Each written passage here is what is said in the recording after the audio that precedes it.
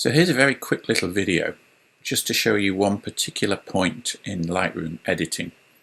So I'm going to go into this landscape shot of a beach near Dublin.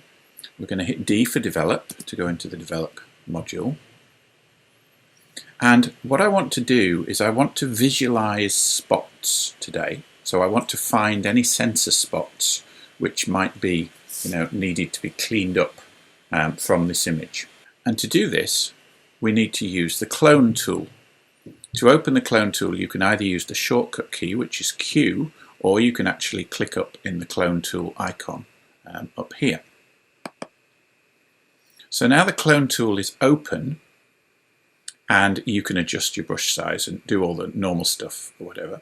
But we want to see whether there are any sensor spots, typically up in the sky. And it's not very easy to do that when the color image is presented as it is. Down on the bottom left-hand corner, though, of the screen, there's a little box called Visualise Spots. So you can either click on that with the mouse, or you can hit the A key, and this is while the clone tool is open. The A key puts you into the Visualise Spots view. And as you can see now, we have a black and white view of the image, and we can adjust using this slider bar how much of the detail comes out.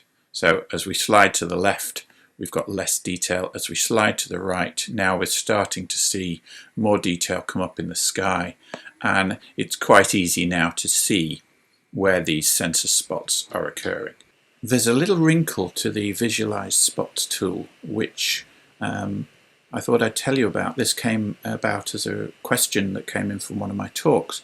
If you can't see the Visualise Spots option in the bottom left hand corner, the T key hides and shows that toolbar. So if you press T, you can see it hiding and showing. So if you're seeing a picture with no Visualise Spots in the bottom left hand corner when you press the clone tool, that's the problem. So press T to bring it up. You can also go up to the view menu and show or hide the toolbar up there using the menu itself, but the easiest way is just to press T.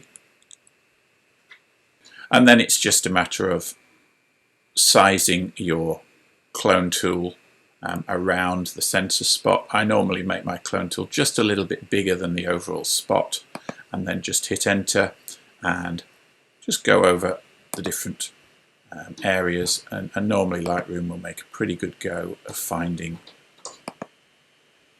appropriate areas to clone from. So we'll just do that to all the ones we can see, or the big ones anyway. Now that one looks a little odd as well. I'm just going to pull that one away.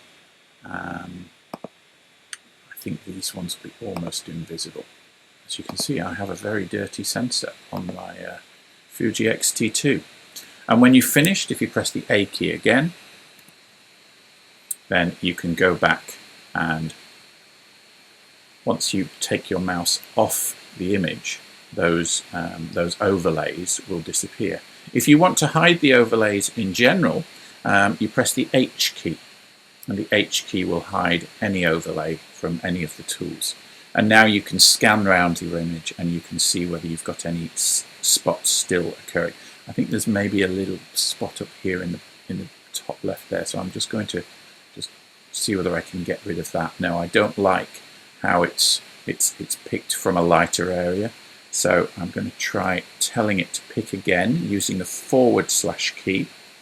Keep pressing the / key. It'll keep kind of resampling until you get something that looks a little better there. That's a little better. And then to turn the clone tool off, either click on it again or press the Q key again. And we're done.